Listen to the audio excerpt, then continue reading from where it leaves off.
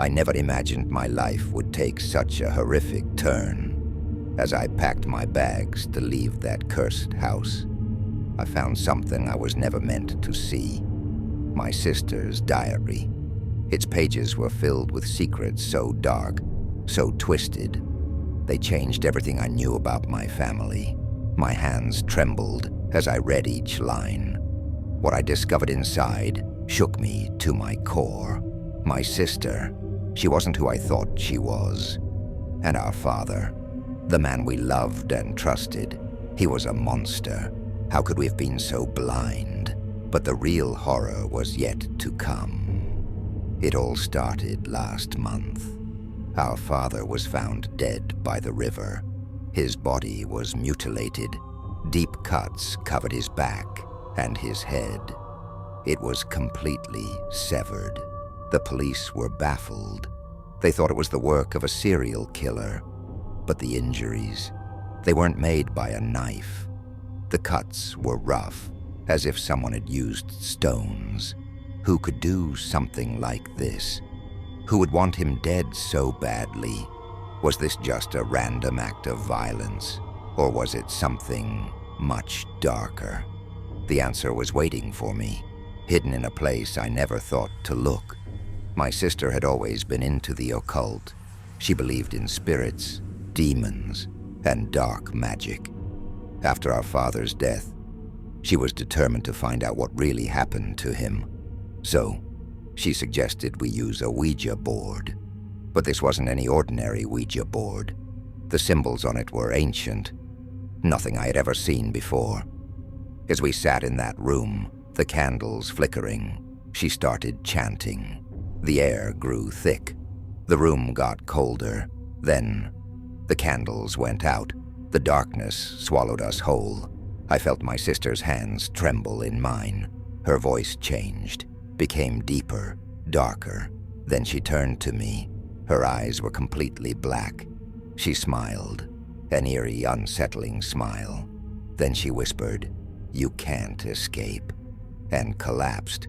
What had we just summoned? The next day, I was searching through my father's things when I found something I was never supposed to see. A camera. My fingers shook as I pressed play. What I saw on that screen, I can't even describe it. There were children, helpless, terrified children, hanging upside down. And my father, he was torturing them, praying to a strange idol, and then killing them.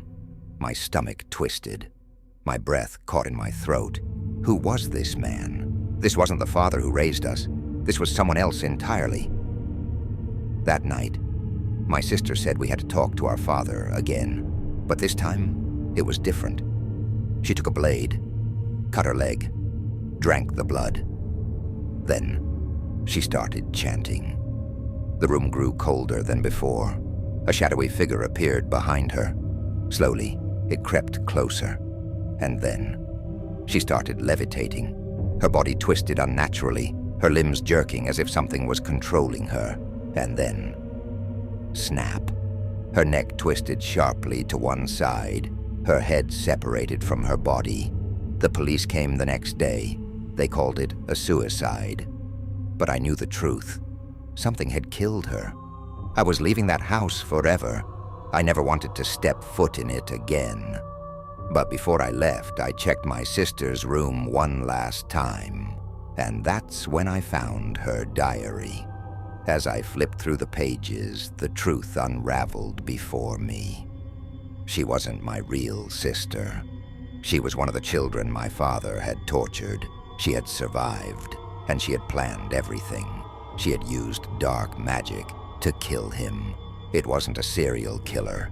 It wasn't some random act of violence. She had gotten her revenge. But the price, it had consumed her too.